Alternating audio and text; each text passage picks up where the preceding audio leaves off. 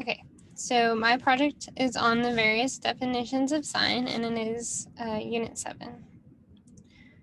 So my first scholarly article is by Ryan S. Gardner, and it's titled A History of the Concepts of Zion in New Jerusalem and America from Early Colonialism to 1835 with a comparison to the teachings of the prophet Joseph Smith.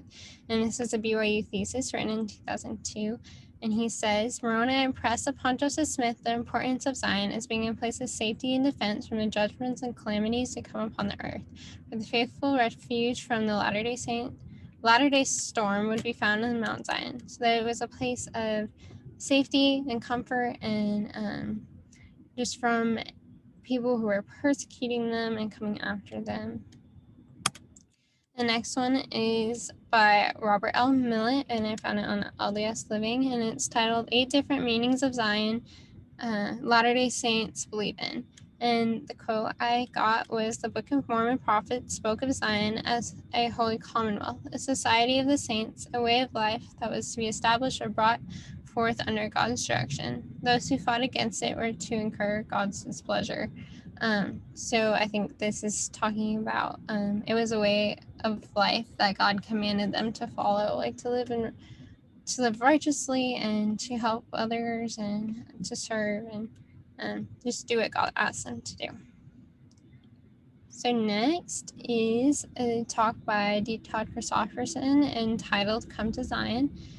He says, Zion is Zion because of the character, attributes, and faithfulness of her citizens.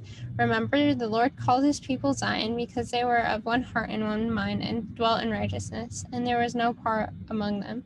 He continues to say that if we would establish Zion in our homes, branches, wards, and states, we must rise to the standard. It will be necessary to become unified in one heart and one mind, to become individually and collectively a holy people, and to care for the poor and needy with such effectiveness that we eliminate poverty among us. We cannot wait until Zion comes for these things to happen. Zion will come only as they happen. So I think this one gives us a responsibility to create Zion in our own lives and to become unified and more Christ-like and to help and serve others in a way that we wouldn't normally do, and make Zion in a way that God would want us to.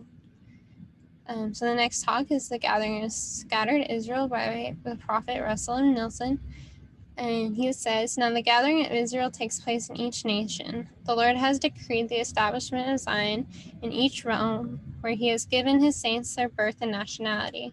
Scripture foretells that the people shall be gathered home to the lands of their inheritance, and shall be established in all their lands of promise. Every nation is a gathering place for its own people.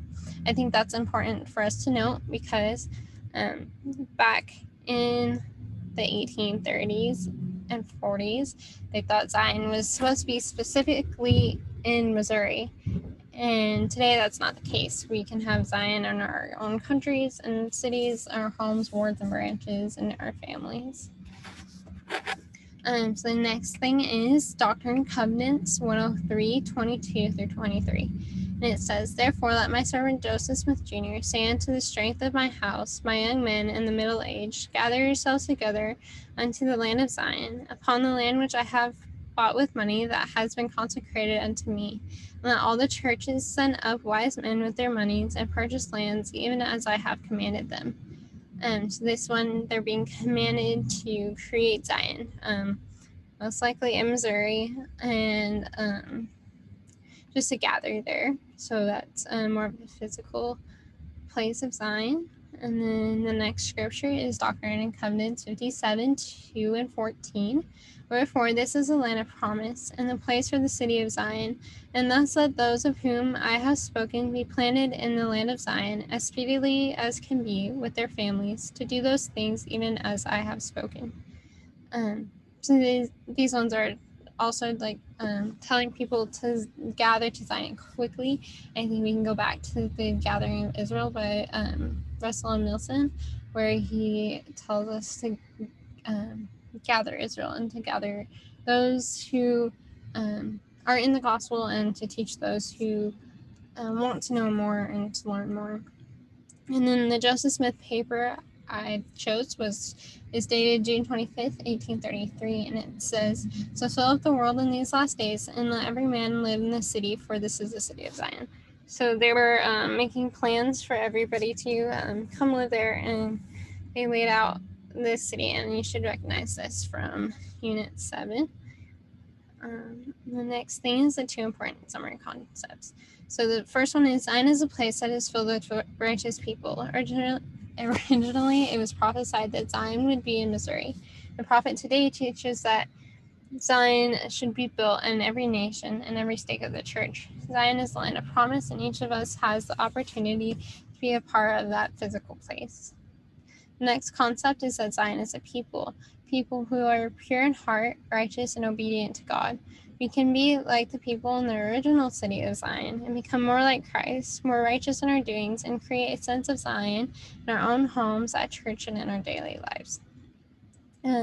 My personal application will be that I want to be a part of the gathering of Israel myself, and to create that physical, spiritual, and mental place for myself and others around me. And I recently turned in my mission papers, and I think that's a big part of being a part of the gathering of Israel, and to help others be a part of Zion, and to turn towards Christ, and just to become more like Him, and to be able to create Zion and give everybody that opportunity. And I say these things in the name of Jesus Christ.